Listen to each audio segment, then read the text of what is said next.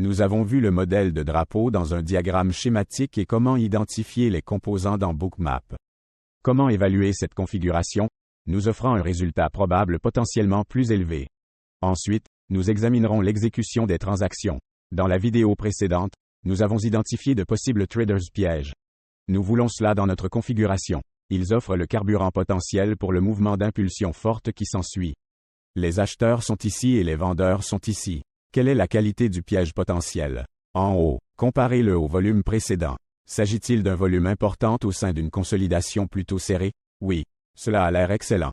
Si le prix casse la fourchette, nous anticipons un fort mouvement d'impulsion. Nous avons identifié les traders potentiellement piégés et développé des scénarios sur leurs actions si le prix casse ou casse. Citons également où le prix pourrait aller. Prenons une mesure de la consolidation et déduisons où le prix pourrait aller en cas de rupture. Dehors, les mouvements mesurés peuvent fonctionner pour un certain nombre de raisons. En règle générale, il y a une pression de volume sur le marché. C'est pourquoi les fourchettes réelles moyennes peuvent fonctionner. Voyons-nous un mouvement potentiel pour atteindre une liquidité élevée dans le mouvement mesuré?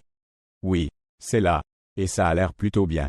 Ensuite, évaluons le mouvement d'impulsion. Le mouvement est-il fort? L'angle est-il raide? Cela signifie qu'il est nécessaire de prendre un mouvement puissant pour s'éloigner de la consolidation. Voyons-nous un volume d'achat relatif fort et constant dans le cadre du mouvement expansif? Oui, mais il serait préférable de voir encore plus de volume. Ensuite, à mesure que le prix atteint des niveaux plus élevés, voyons-nous une absorption par une liquidité élevée sur l'offre? Est-ce que cela correspond à notre mouvement mesuré? Les vendeurs commencent-ils à entrer? Oui. Il serait préférable de voir une plus grande liquidité élevée ici. Mais nous voyons que cela se négocie et que les vendeurs commencent à entrer. Sur le repli, le retracement est-il un mouvement mineur?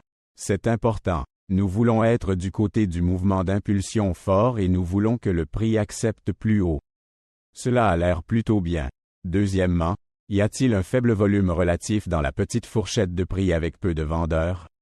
Ça a l'air bien. Ensuite, au bas du mouvement de repli, voyons-nous d'importantes offres de liquidité à un niveau plus élevé ou un épuisement? Oui, nous le faisons.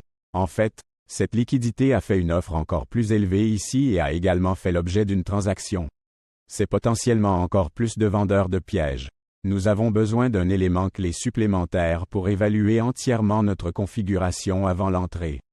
Voyons-nous un volume d'achat important revenir dans la fourchette de repli au-dessus de la vente? Oui. Nous pouvons le voir ici, et il semble relativement fort. C'est le volume initial du deuxième mouvement d'impulsion. Nous avons identifié le comportement des autres traders pour nous aider à mieux choisir un résultat probable plus élevé. Cherchez à entrer longtemps ici. Évitez d'entrer plus haute afin de réduire les risques. Placez votre stop loss ici en dessous de la fourchette. Vous voulez que cela fonctionne immédiatement. Si cela ne fonctionne pas, réduisez votre risque en prenant la petite perte. Maintenant, créons notre sortie potentielle et plaçons nos ordres de prise de bénéfice.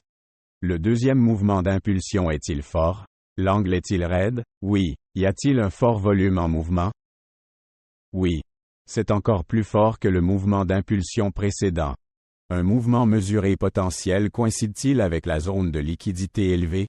Oui. Plaçons donc notre prise de profit ici, près de notre mouvement mesuré et de notre niveau de liquidité élevé. Verrons-nous l'absorption ou la vente entrer? Non, pas encore. Nous pouvons donc conserver notre commerce et le gérer jusqu'à ce que nous voyions une absorption ou une vente massive. Veuillez noter qu'il ne s'agit que de concepts.